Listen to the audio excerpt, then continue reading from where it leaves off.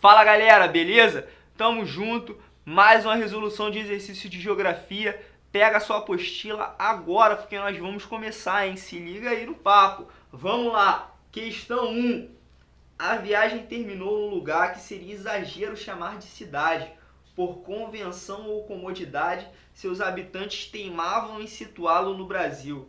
Ali, nos confins da Amazônia, 3 ou 4 países ainda insistem em nomear fronteira um horizonte infinito de árvores. Naquele lugar nebuloso e desconhecido para quase todos os brasileiros, um tio meu, Hanna, combateu pelo brasão da República Brasileira. Aí fala assim, ó, no trecho de relato de um certo Oriente, de Milton Raton, a referência à fronteira associa-se ao ou a. Né? Então vamos lá, ó. Ele falou sobre a fronteira aqui e deu uma descrição sobre a fronteira. Né? Vamos discorrer aqui sobre isso. Vamos lá. Alternativa A, perspectiva de considerar o Oriente um espaço bem delimitado geograficamente. Não, negativo, né? A gente vê aqui, ó, que ele fala assim, ó, por convenção ou comodidade, seus habitantes teimavam em situá-lo no Brasil. O importante é quando ele vira e fala assim, ó,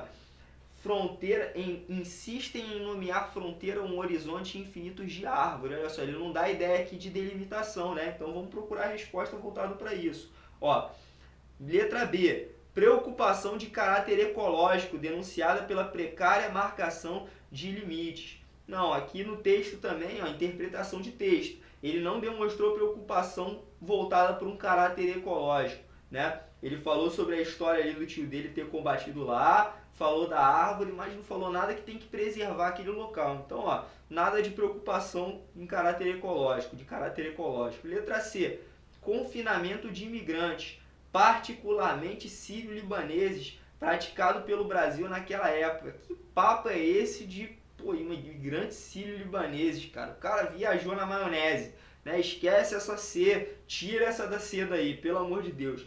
Letra D, ó, percepção de um espaço flutuantes com limites imprecisos. Olha só, não foi isso que ele falou? Exatamente isso, a associação de fronteira que ele deu. Ele falou que 3 ou 4 países insistem em nomear fronteira um horizonte infinito de árvores. Tipo assim, cara, os caras falam que existe uma fronteira ali, 3 ou 4 países, mas só tem árvore. Como é que o pessoal sabe que tem fronteira ali? Então, olha só, a percepção dele de fronteira daquilo que a gente tratou, que na verdade a fronteira pode muitas das vezes não ser delimitada fisicamente no terreno, né? Ela existe, mas como um traçado imaginário, assim como as nossas linhas imaginárias que cortam, os paralelos e meridianos são imaginários que cortam, né, o nosso globo terrestre. E a fronteira também. Então, ele tem essa percepção aqui de fronteira como um espaço flutuante e limites imprecisos. Então, gabarito letra D. Show de bola. Aqui, ó, ele fala que é uma legislação que os limites são demarcados pelos próprios habitantes, no caso indígenas e seringueiros. Ele não falou nada disso no texto, né? Vamos nos apegar ao texto, pessoal. Vamos nos apegar ao que o texto, o enunciado da questão diz. Gabarito letra D. Vamos lá, prosseguindo. Número 2. Juntos, tais vetores levaram a linha de fronteira do Tratado de Tordesilhas a deslocar-se para além dos limites formais, empurrando-os crescentemente para os confins da Interlândia. Ele dá até um nome aqui para ideias de entrada no nosso território, obrigando a se estabelecer um novo acerto de fronteira com o Tratado de Madrid. Olha só, falou aqui das entradas, né, das entradas do nosso território, falou do Tratado de Madrid, que a gente já sabe o que é, né, a galera lá, a esperteza de Portugal, que em 1750 consagrou como marco de domínio das colônias de Portugal e da Espanha o traçado de fronteira que praticamente risca como definitivo o desenho do território brasileiro. Ele fala, considerando o processo de ocupação do espaço brasileiro, os vetores que propiciaram uma nova fronteira e o estabelecimento de pequenos aglomerados no interior do território foram a borracha e as rotas de procura por matéria-prima. Não, borracha não é desse período, então ó, cancela.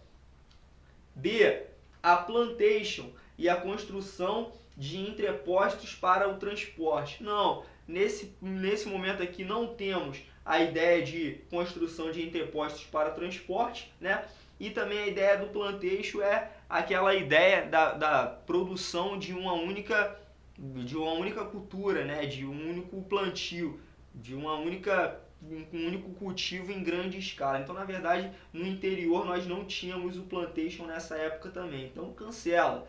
Letra C, a mineração e o comércio informal de ouro. Não, a gente sabe que o pessoal foi motivado nesse período à busca de recursos minerais, mas não foram, né, essa não foi a principal motivação, né? Olha a letra D aí, as expedições bandeirantes, a galera dos bandeirantes, que a gente sabe que entrou no nosso território, e as trilhas do gado. Essas trilhas do gado aqui são representadas por aqueles aventureiros que a gente falou sobre drogas do sertão também. É justamente isso, gabarito dessa daqui, letra D. Show de bola!